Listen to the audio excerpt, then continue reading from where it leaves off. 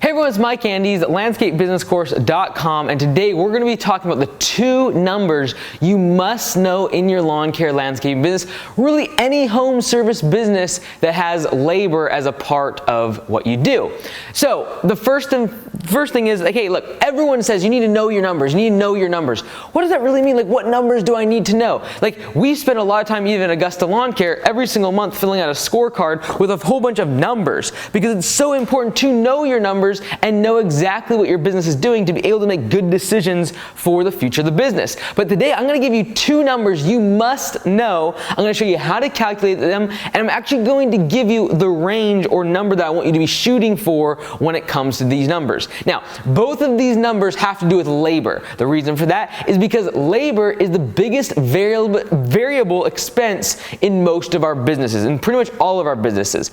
Now, the percentage of your revenue that goes towards labor that we're going to be calculating here in just a second is going to be lower if you have a lot of materials and you're doing design, build, etc. But the more service, the larger function of your revenue is services, your labor is going to make up a bigger percentage of your expenses. So we'll get into that in just a second, but these are the 2 numbers I want you to track every single month. Honestly, you can do this every single day if you really wanted to track it. So let's first off talk about the efficiency score. Now, how do you calculate the efficiency score? What you got to do is budgeted hours divided by clocked hours. All right. Now, budgeted hours are going to be found on every single job, whether it is a 20-minute mowing or whether it is a 5-hour mulch install or a 40-hour paver install, does not matter. Every single job is going to have budgeted hours. It's going to be how I also do my estimating, because I'm going to be doing how many budget hours I think the job is going to take, my budgeted hours, and I'm going to multiply that by the hourly rate I want to charge my customer, and that's going to give me my price. So if I am going to have a 1-hour long mow, I look at a lawn that's going to take me 1 hour, and my hourly rate that I want to charge the customer $60 an hour, I'm going to charge them $60 per cut, because I think it's going to take me 1 budgeted hour. So that's budgeted hour. Every single job needs to have it. So then we're going to divide that by our clocked hours, and that is going to be obviously the amount of hours that we are punched in. All of our employees, whether it's just you or all your employees, everyone that is on the clock from the time they punch in the morning to the time they punch out at night, that's your clocked hours. And so what you're going to get here is a percentage. Let's just say, for example, I do 80 budgeted hours in a week. But, in terms of completed 80 budget hours. But I have 100 clocked hours. Maybe I have, me and another guy, and I work 50 hours, he works 50 hours, so 100 clocked hours, but on the schedule, on the dispatch board, I only completed 80 budgeted hours. This would then impute an 80% efficiency score, all right? Now, the goal is to be, in my mind, above 75%. For most of our lawn care and landscaping businesses, that is a great target to try to achieve.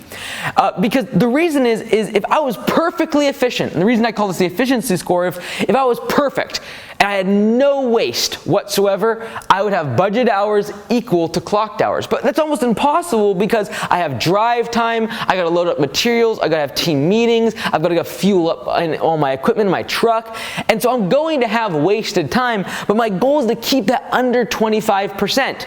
In other words, keep my efficiency score above 75. This is a great way to, every single one of your employees, every single day you could technically come with this number. How many budget hours they complete for the day, how many clocked hours did they have for the day, and what percentage is their efficiency score. This is a great thing to know all the time, but we track it at least once a month to be able to make sure that there's not waste in the business.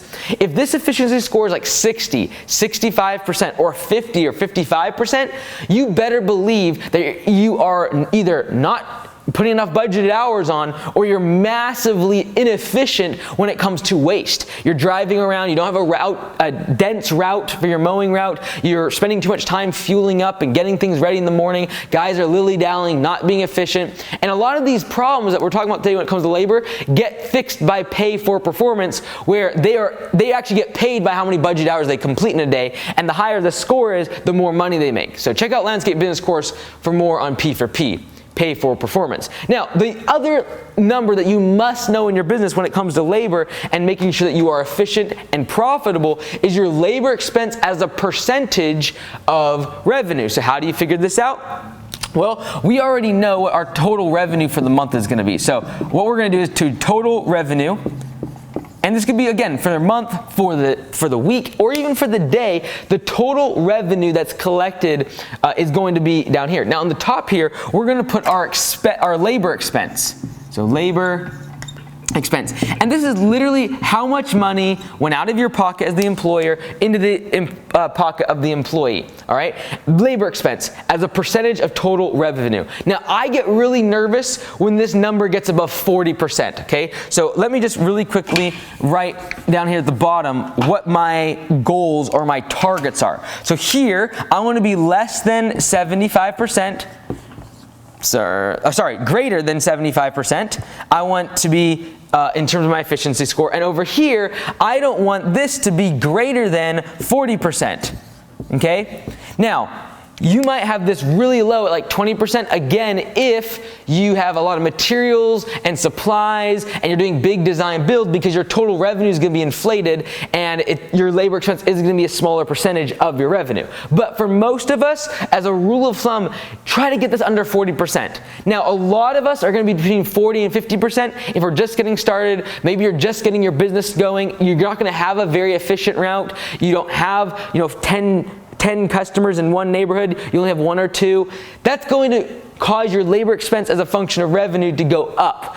But the goal is to get that under 40%. You want that under 40%. Now, everyone always asks, well, does that labor expense include the cost and the wages of the owner?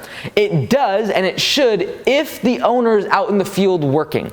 So this is all the revenue, all the labor expense, I should say, that is being created by everyone out in the field. So if you as the owner are working in the field or doing estimates or involved in daily operations, then yes, the money you take and pay yourself should be a function of labor expense.